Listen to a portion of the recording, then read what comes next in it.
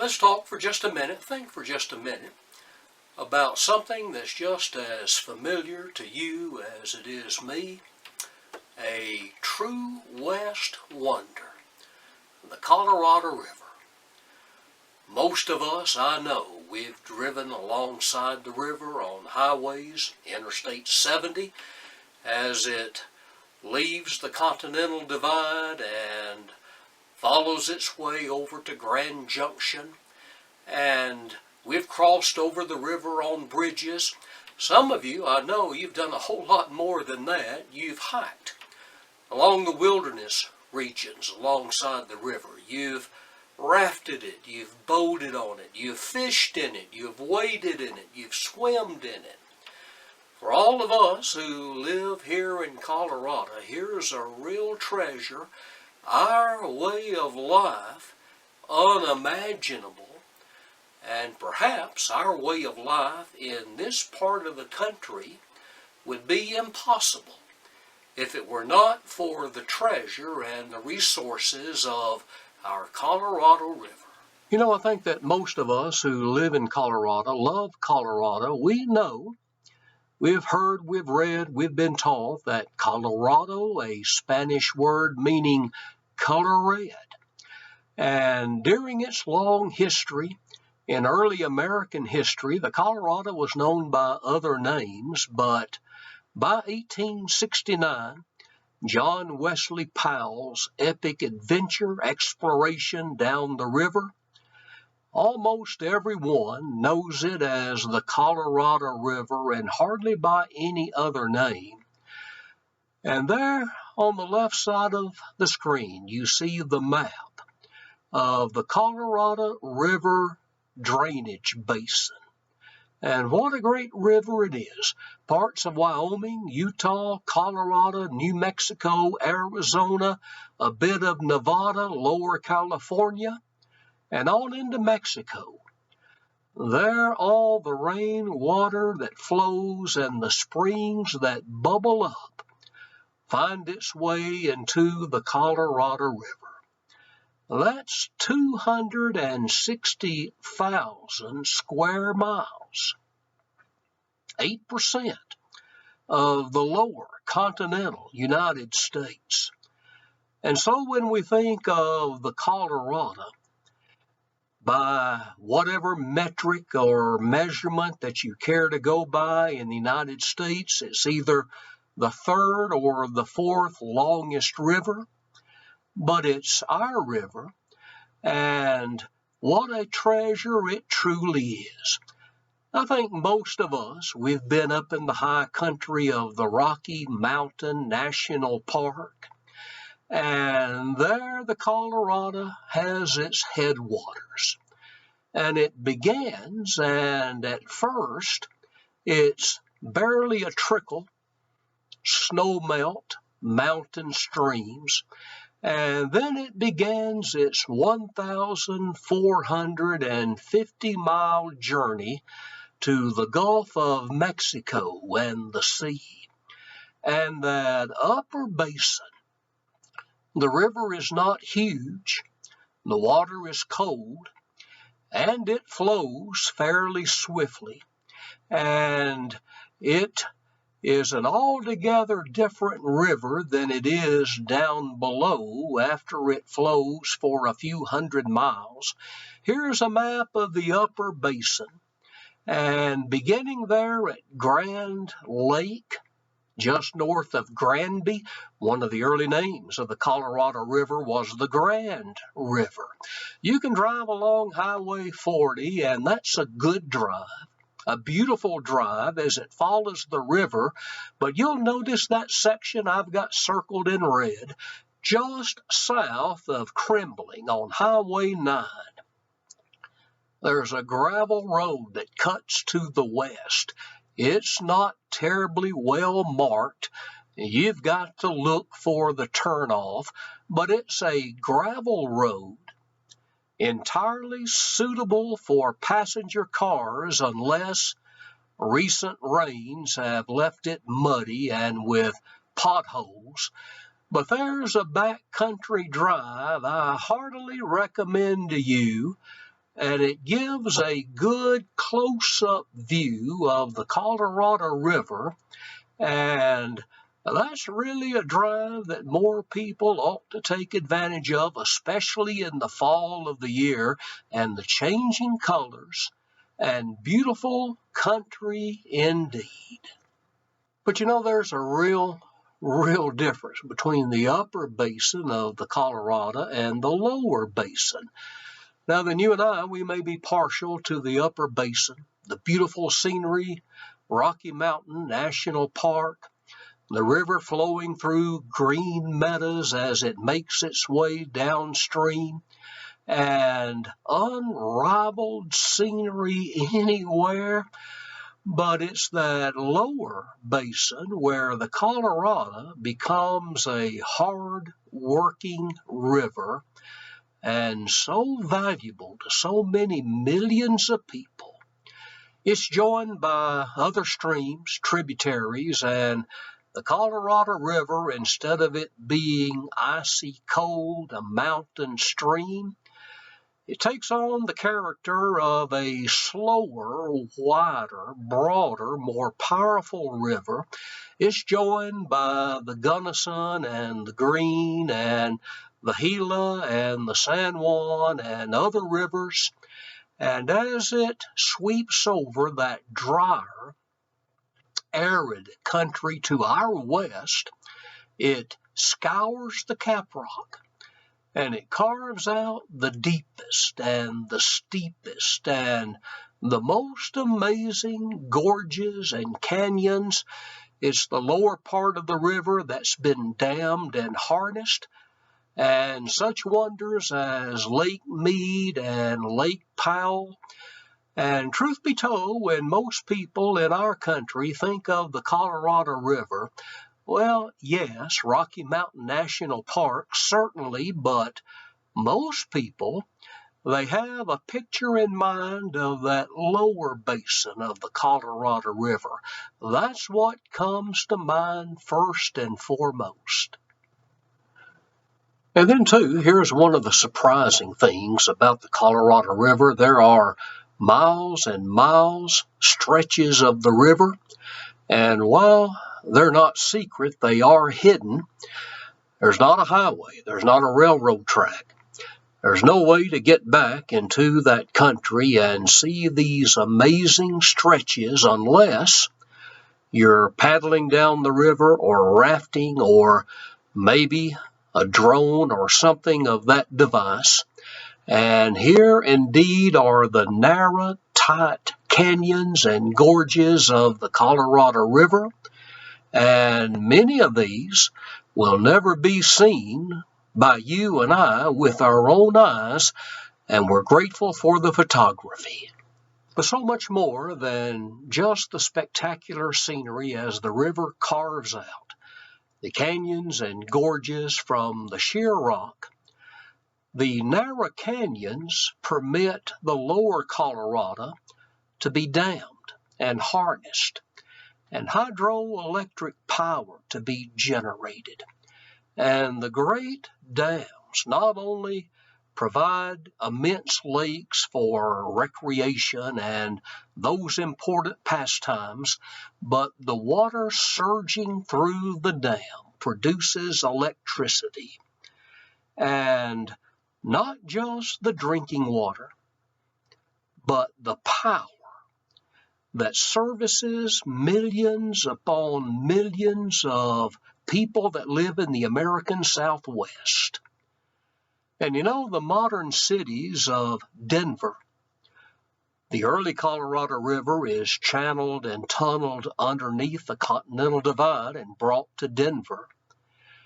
And then the lower basin provides the power for the lights of Las Vegas, Los Angeles, San Diego, Phoenix, Tucson. And there the hard-working river makes life possible for millions upon millions of people that depend upon the river and its flow for their everyday drinking water and the power that lights their cities. and drives their industries and promotes and provides for their everyday way of life.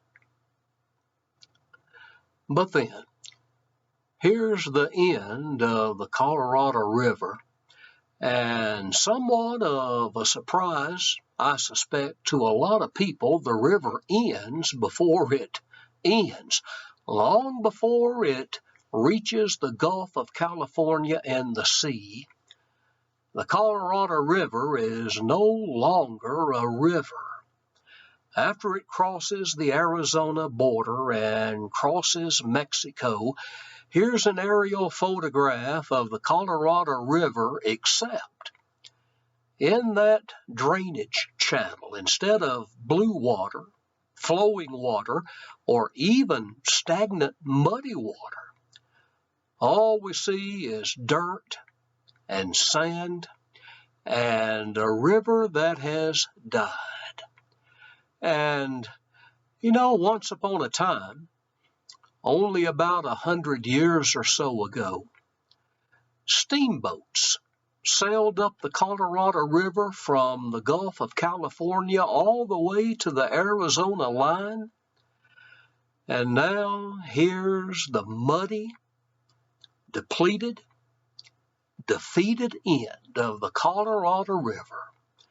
Most years it doesn't come close to reaching the sea, and most years there's the end of the river. Now then, I suggest to you that there are two ways to look at this. And here's the application that we want to make for our lesson. Some people look at the end of the Colorado River, how it ends with a whimper, defeated, reduced to a bare trickle, and they declare that to be a great tragedy. These short little devotional talks Kevin and I are putting together, as well as our Bible classes and lessons at Pikes Peak, we try hard not to dabble in politics and current issues. There's more important things that demand our attention. But I'm sure you know that there's a group of people in the world today. It's a sizable group, and I'm sure they're just as sincere as they possibly can be, but they pretty much look at man and his effect on planet Earth as just a real shame. And a river that's being used up and worn out. Oh, if there weren't so many people, maybe if there was an endemic, a plague, a war to reduce overpopulation, then the world could be more natural and the way that it was before the infestation of man. Well, be that as it may, there's a lot of those from an environmental standpoint. They say the Colorado River, something ought to be done because here's a real-life tragedy. And then maybe there's another group of people and they look at it altogether different. Yes, the Colorado River ends before it reaches the sea, and in that way it's a depleted stream, but it ends in glory. It gave every last drop of water, every last watt of power to watering fields and growing crops and feeding people, empowering cities and homes and hospitals and nursing homes, and making life better for millions, tens of millions, hundreds of millions of people. That's not a river that ends in defeat. That's a river that ends in glory. And there's two different ways of looking at it indeed. Now then, here's the point of it all. As interesting as the Colorado River is, that's not exactly the aim and the focus of this short little presentation. There's a spiritual application, and this would be it. You know, we all come to the end of our days, and others, and most importantly, our Almighty God who sits in judgment on us all, our lives are weighed and measured and evaluated. And what will our life be? You know, some lives come to a sad end, much like many people would regard the ending of the Colorado River, used up, reduced to a trickle, and there at the end just a sad, sorry, hardly a reflection of the glory and the grandeur that it knew in the upper river, exhausted. And frankly, just not much good for anything. Some lives are like that. King Saul, there in the Old Testament, a man who towered head and shoulders above all the other men of Israel, such promise, such potential, such a good and even a great beginning, but what a sorry end. And when King Saul fell to the Philistines, there on the slopes of Mount Gilboa, and his body was taken to Bethshan and hung on the city wall along with his sons. Yes, there was mourning throughout Israel, but the lament was tempered somewhat like this, of all that he could have been, should have been, but wasn't. But then on the other hand, there are some lives, and yes, it may be that in the fullness of years, when the body is breaking down, maybe our memory and our mind isn't what it once was. And we're not able to get up and go and do nearly so much as we were in the days of our vim and vigor, the days of our youth. And in a way, that too is a sad spectacle, but when a life has been used up and invested in making a difference for good and truth and righteousness and modeling Jesus who is within us and the power of a godly man or woman, you know, there's the end of days. And just to look and compare at two people side by side, both elderly, both sick, both limited, and what's the difference? Well, kind of the way that we might look upon the end days of the Colorado River. And there are those that will say, such a waste, look what men have done to it. And others will say, what a treasure, look what it provided for almost all of its length and life until the very end. What will be said of us as people remember who we were, what we did? What kind of record will we leave behind? And you know, the choice is yours, and the choice is mine.